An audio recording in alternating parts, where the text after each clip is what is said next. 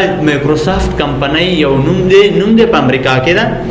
اوس چې دی what is Microsoft Word نو تاسو ته ویلی شئ چې Word is a word. ګوره داسې به زه ولیکم چې لږ ښه راشي Microsoft Word is a word. Word is a word processor. دا یو word processor دی. Word پروګرام چې دی یو word processor دی. صحیح شو؟ تاسو پوه شوئ پی ګوره ورډ پروګرام چې دی یو لغت دی. what is word program? what is word? Microsoft Word is a word processor. صحیح شو کنه؟ ګوره اوس تاسو ذهن ته شی راغلل کنه؟ هیڅ هم تاسو ذهن ته رانغلل؟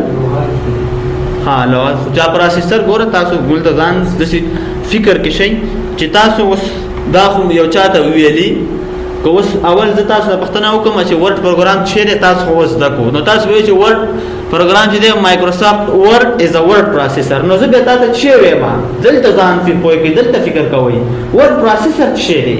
what is word processor زه خو په دې نه پوهېږم داسې درته وایم چې داسې ځان پوه کړئ ګوره پوښتنه کې پوښتنه ده نو اوس تاسو ته که ووایي چې what is دا ورډ پروسیسر چې شی دی دا ورډ پروسیسر what is word processor ګوره those program دے جواب دے those program which is used check دا ګوره چیک کولو ته وایي چیک دا spelling and grammar ګوره spelling and grammar is called ګوره موبایل بندوي is called word processor. ګوره تاسو اوس غوږ کېږدئ دې ټکي ته چې زه تاسو ته څه وایم تاسو ته ما ویل چې ورډ پروسیسر دا مایکروسافټ ورډ یو ورډ پروسیسر دی بیا مې درته ویل چې دا what is word processor څه دی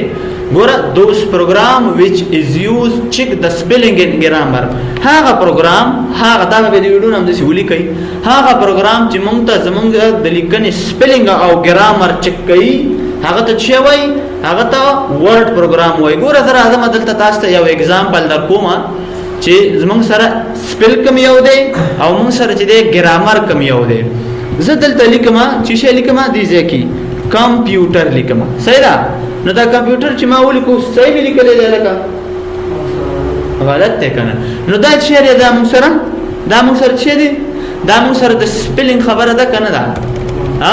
سپیل موږ غلط لیکلی کنه شفیقا سپیلنګ غلط دی نو موږ به دا څنګه ټیک کوو ګوره دا اوس موږ ته ورډ پروسیسر دلته دی چې دا اوس خو موږ خو نه پوهېږو کنه دا اوس موږ ته ورډ پروګرام جوړوي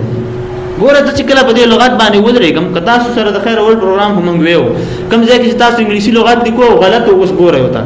تاسو به په دې ورډ پروګرام باندې په دې ورډ باندې به ودرېږئ په دې کمپیوټر د دې ته ګوره یو لغت دی ټول منځ کې سپیس نشته نو دا ورډ دی چې په رائټ کلیک کوم ما ته وایي چې ته